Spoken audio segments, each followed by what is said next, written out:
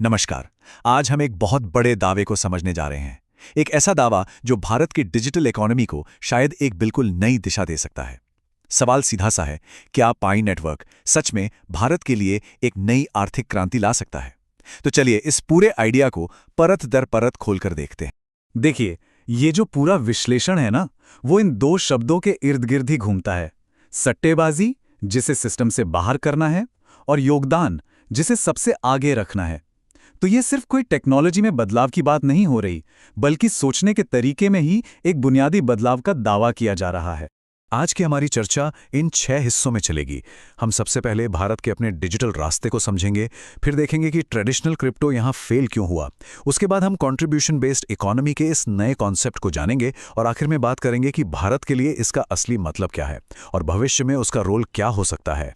तो पहला पड़ाव, भारत का डिजिटल रास्ता। देखिए, यहाँ का सिद्धांत हमेशा से एकदम क्लियर रहा है। टेक्नोलॉजी ज्यादा से ज्यादा लोगों को जोड़ने के लिए है, ना कि कुछ लोगों के लिए सट्टेबाजी के मौके बनाने के लिए। और इसके सबूत हमारे सामने हैं। यूपीआई, आधार, डिजिटल इंडिया। ये सिर्फ प्रोजेक्ट्स नहीं हैं, ये उसी सोच का नतीजा है। भारत में टेक्नोलॉजी तभी कामयाब हुई है जब उसने करोड़ों आम लोगों को सिस्टम से जोड़ा है, उनकी जिंदगी आसान की है, ना कि जब वो कुछ चुनिंदा लोगों को अमीर बनाने का जरिया बनी। और यहीं पर आकर एक बहुत जरूरी सवाल खड़ा होता है। अगर भारत डिजिटल टेक्नोलॉजी में इतना आगे है, तो फिर पारंपरिक क्रिप्टो करेंसी यहां अपनी जगह क्यों नहीं बना पाई? असल में इसका जवाब भारत की जमीनी हकीकत और क्रिप्टो के मॉडल के बीच एक बड़े टकराव में छिपा है। अब ये जो टेबल है ना, ये पूरी कहानी साफ कर देती है। देखिए, एक तरफ है भारत की अर्थव्यवस्था, जिसकी बुनियाद क्या है? मेहनत, भागीदारी और चीजों का असल इस्तेमाल। और दूसरी तरफ है ट्रेडिशनल क्रिप्टो का मॉडल, जो सिर्फ पैसे, बड़े बड़े रिस्क और कीमत के ऊपर नीचे होने के खेल पर टिका है। मतलब ये दो बिल्कुल अलग दुनिया है, इनका कोई मेल ही नहीं है।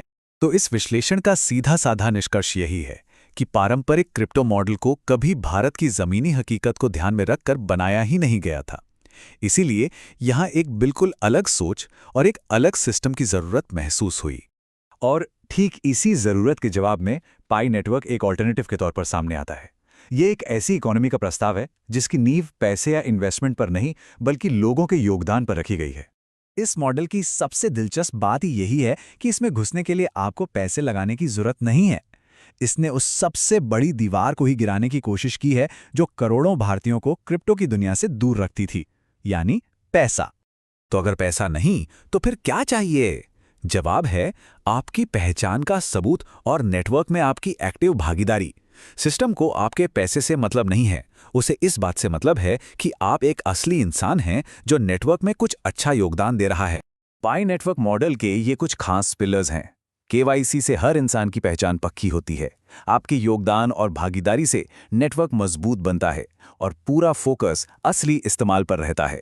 और हाँ, एक और बड़ी बात, ये अपनी कीमत के लिए बाहरी एक्सचेंज पर निर्भर नहीं है, जो इसे सट्टेबाजी के खेल से काफी हद तक बचा लेता है। और यहीं से हम एक बहुत ही अनोखे कॉन्सेप्ट पर आते हैं।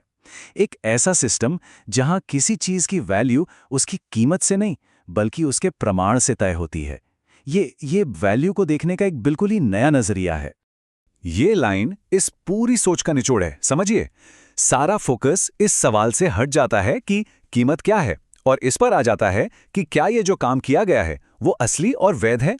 मतलब सारा जोर अंदाजों पर नहीं, बल्कि किए गए काम के सबूत पर है। लेकिन सवाल यह है कि यह प्रमाण तय कैसे होता है। मोटे तौर पर इसके 3 स्टेप्स हैं। सबसे पहले एक एआई सिस्टम आपके योगदान की पहली जांच करता है। उसके बाद पूरा नेटवर्क मिलकर उस पर अपनी सहमति देता है, जिससे पारदर्शिता बनी रहती है। और आखिर में एक स्मार्ट कॉन्ट्रैक्ट उस योगदान को सिस्टम में हमेशा के लिए पक्का कर देता है। स्रोत में इसे एक डिजिटल संविधान का नाम दिया गया है। सोचिए, ये कोई बाजार नहीं है जहां चीजों का मोल भाव होता है, बल्कि ये नियमों की एक किताब है, एक संविधान है जो ये तय करता है कि कौन सा योगदान सही है और कौन सा नहीं।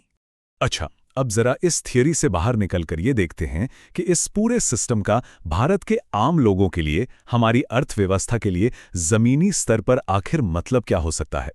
तो विश्लेषण के मुताबिक इससे उन लोगों को सीधा फायदा हो सकता है जो अब तक फाइनेंशियल सिस्टम से पूरी तरह जुड़ नहीं पाए हैं।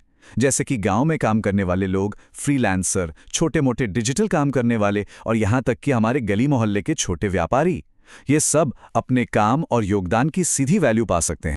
और ये एक बहुत ही बड़ा फर्क है। यहाँ वैल्यू किसी ट्रेडिंग चार्ट पर ऊपर नीचे नहीं होती, बल्कि वो तो नेटवर्क के अंदर ही बनती है और हर एक सही योगदान के साथ दर्ज होती जाती है। एक तरह से समझिए कि एक अंदरूनी वैल्यू है जो बाहरी बाजार के शोर शराबे से काफी हद तक महफूज है। एक बड़ा सवाल हमेशा सरकार और रेगुलेशन का होता है। ट्रेडिशनल क्रिप्टो का मॉडल अपनी गुमनामी और सट्टेबाजी की वजह से अक्सर सरकारों से टकराता रहा है, लेकिन इसके उलट पाए का पहचान पर आधारित सिस्टम ये तो पारदर्शिता को बढ़ावा देता है। इसका डिजाइन ही ऐसा है कि ये टकराव नहीं बल्कि तालमेल बिठा सके। अब हम अपने अंतिम हिस्से पर आ गए हैं। अगर ये मॉडल सच में काम करता है तो ये सब मिलकर भारत के लिए एक बिल्कुल नई आर्थिक कहानी की शुरुआत कैसे कर सकता है। आखिर में देखा जाए तो भारत के सामने डिजिटल इकोनॉमी के दो रास्ते एकदम साफ नजर आते हैं। एक रास्ता सट्टेबाजी वाली क्रिप्टो का है जो यहाँ की जमीनी हकीकत से मेल नहीं खा पाया, और दूसरा रास्ता है भागीदारी पर आधारित एक ऐसी इकोनॉमी का जो भारत के मूल सिद्धांतों के ज्यादा करीब लगता है। और अगर भारत इस दूसरे रास्ते पर आगे बढ़ता है तो अपनी इतनी बड़ी डिजिटल आबादी के दम पर उसके पास दुनिया का सबसे बड़ा योगदान नेटवर्क बनने की जबरदस्त क्षमता है। ये सिर्फ एक नई करेंसी की बात नहीं है, ये एक पूरे इकोसिस्टम को बनाने की संभावना की बात है। तो हम इसी आखिरी और सबसे बड़े सवाल के साथ इसे खत्म करते हैं। क्या पाई नेटवर्क सिर्फ एक और डिजिटल कॉइन है जिसकी कीमत बढ़ने का इंतजार हो रहा है, या फिर ये भारत की ग्लोबल आर्थिक भूमिका को नए सिरे से लिखने वाली एक बहुत बड़ी कहानी की सिर्फ एक शुरुआत है? ये वाकई में सोचने वाली बात है।